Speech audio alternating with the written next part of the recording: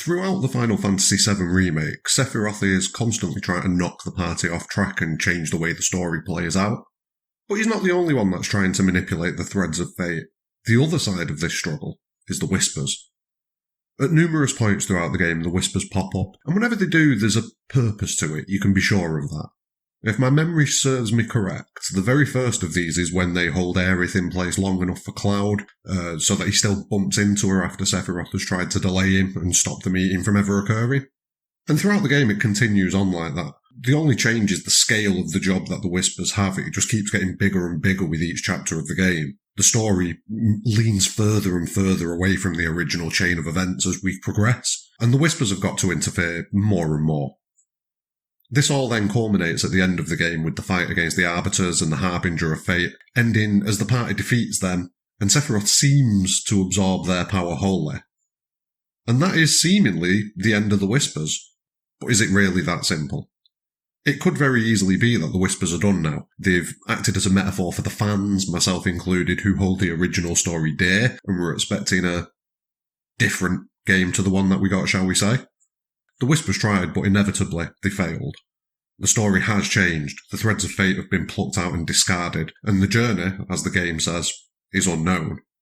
But there could be more to it than that from a narrative perspective, and there are a few different ways that we may see more Whisper-based shenanigans in future instalments of Remake. Don't forget to smash a like on the video, and if you enjoy everything here, drop a subscribe on the channel. Got plenty of videos out regarding the Final Fantasy VII Remake now, theories for what's going to happen going forwards, and there's going to be a lot more content coming now. I'm actually going to try and put together an upload schedule over the next few days and stick to it, so keep an eye out for that. But without further ado, let's get to it. Starting off with the origin of the Whispers, I'd say that we can assume that it's going to be one of two things. The first is that the planets brought them into existence in the same way that it brought the weapons into existence over 2,000 years earlier. The planet's consciousness senses a threat, and then it deploys the Whispers in an attempt to protect the timeline and negate any damage that Sephiroth may do. The second possibility is that they've always existed in perpetuity as guardians of the timeline, fate, and destiny. But will we see the Whispers again, or are they done now? I think the answer to that question slightly depends on which of those two possibilities is correct.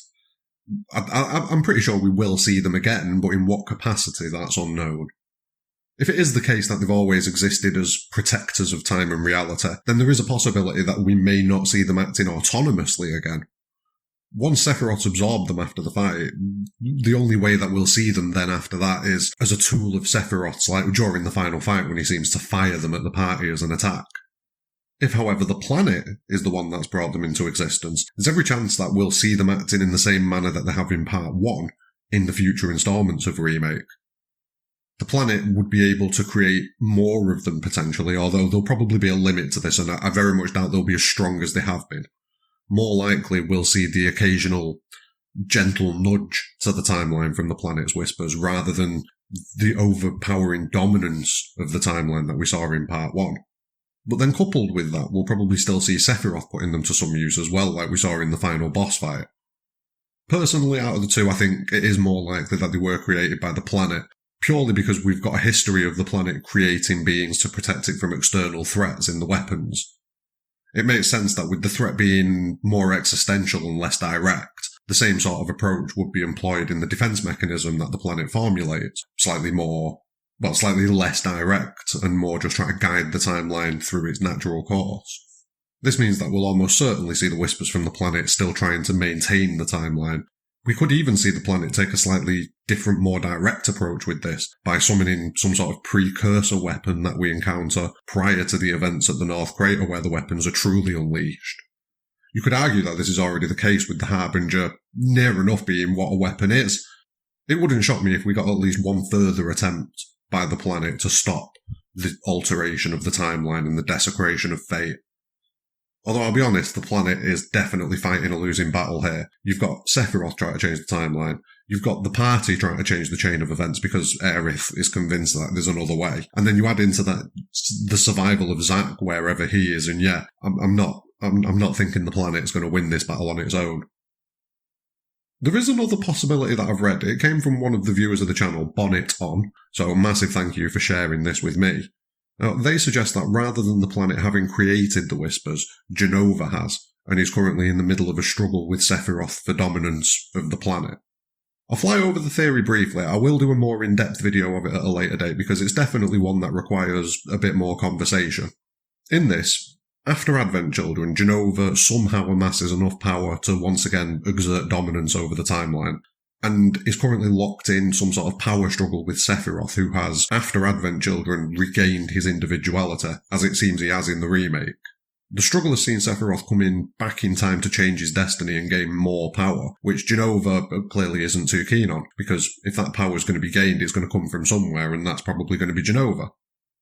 Now, the theory goes on to say that the Harbinger is Jenova, which explains why when it summons Arbiters to fight against the party, these Arbiters seem to be Loz, Kadaj, and Yuzu. Remnants. And what they're trying to do is protect their future from Sephiroth, because the current chain of events ends with Jenova in power and ruling over Gaia in some capacity.